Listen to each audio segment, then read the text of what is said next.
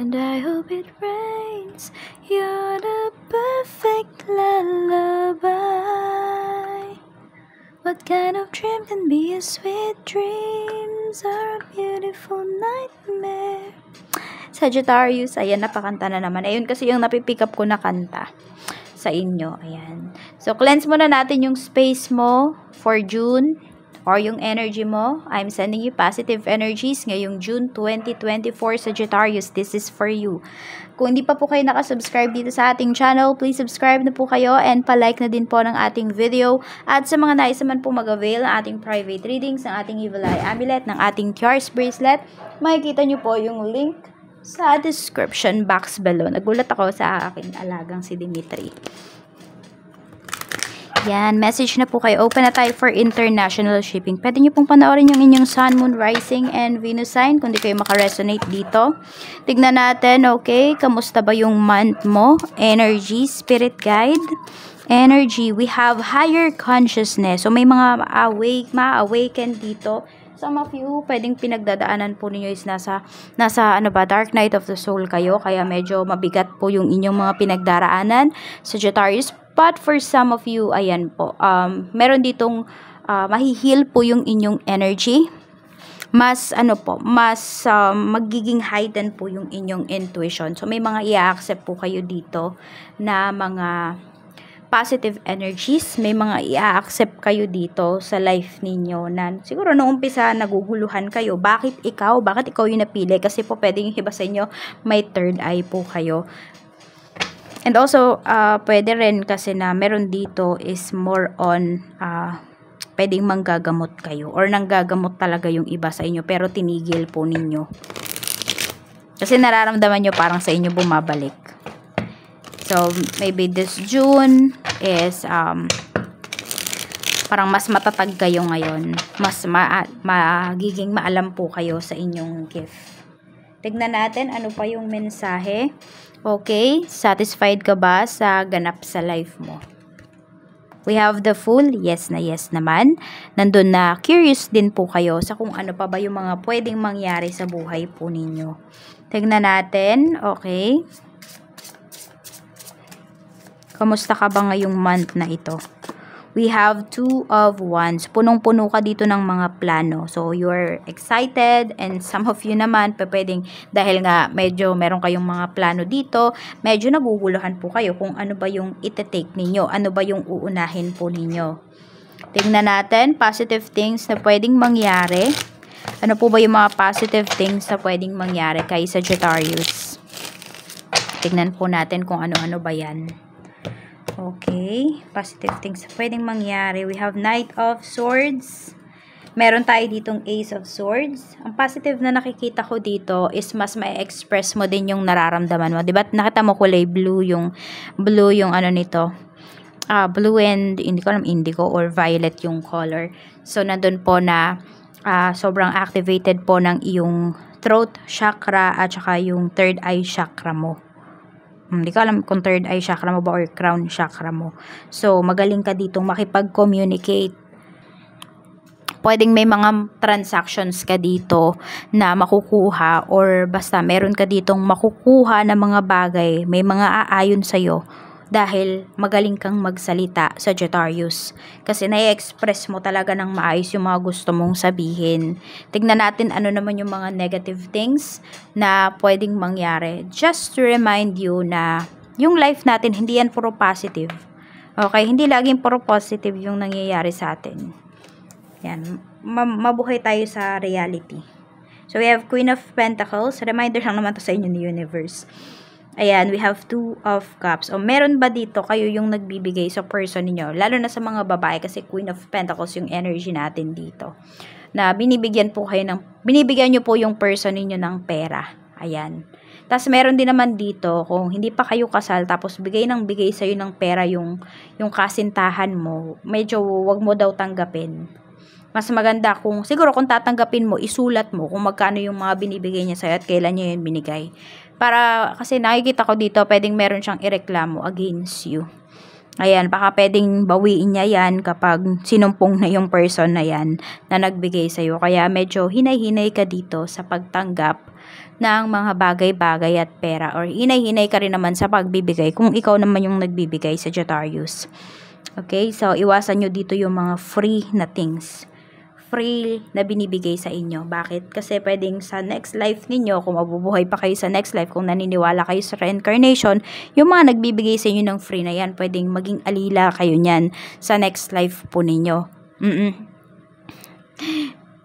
Yes, pwede yun. Parang alam mo yun, magiging under kanila sa next life mo. Tignan natin, ano pa yung mensahe.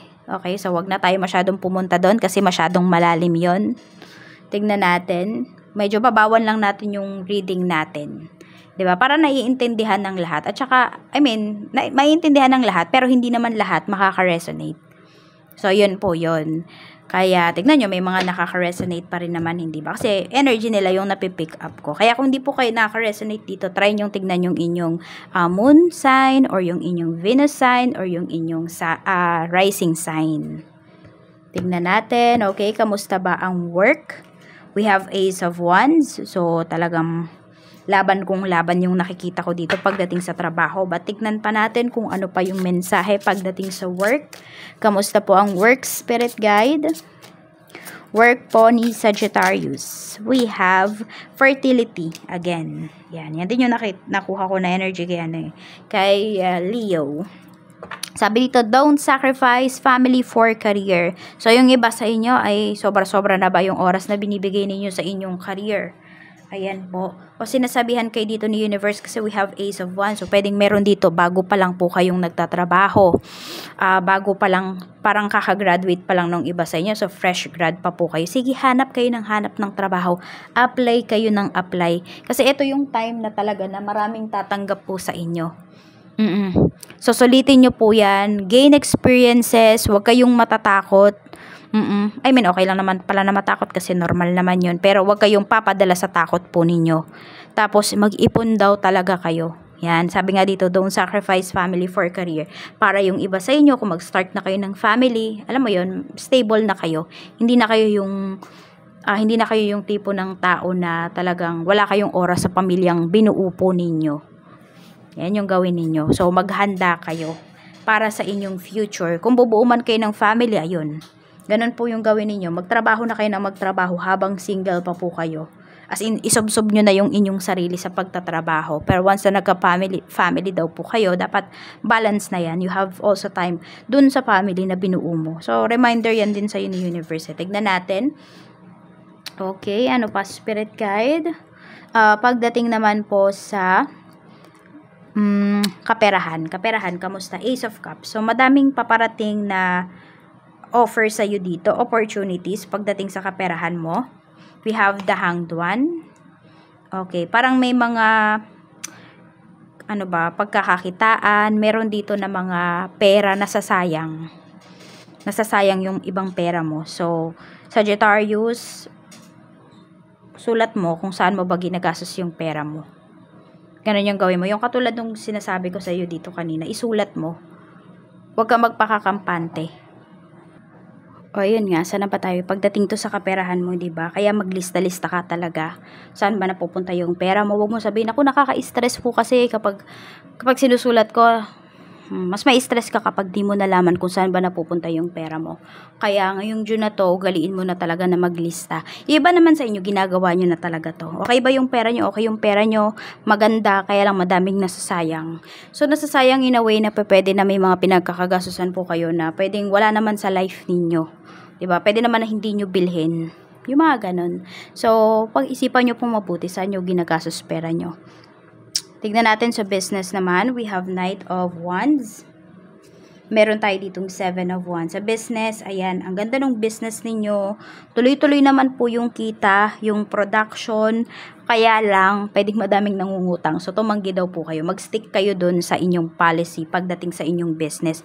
Huwag kayo magpapadala dun sa mga pahawa effect ng mga ibang kliyente ninyo. Or baka nga yung ibang kliyente nyo dito, kamag-anak po ninyo. So, we have 10 of Pentacles. Ayan, no? Pag nag-stick kayo doon sa policy ninyo, mas malaki pa yung kikitain nyo. Kasi mawiwili kasi yung mga tao. Once kasi pinautang nyo, nawiwili yung mga tao. Ay, pwede palang mangutang next. Sige, utang muna tayo, tas next time na ulit natin bayaran. Yung tipo ka na, sa swelduhan na. So, di ba lumilipas yung mga araw, sa halip na napapaikot mo yung puhunan mo, hindi siya nangyayari. Na-stuck siya, nai-stuck siya. So, parang ganito din yung kaperahan mo, na i-stuck nga siya, nasasayang.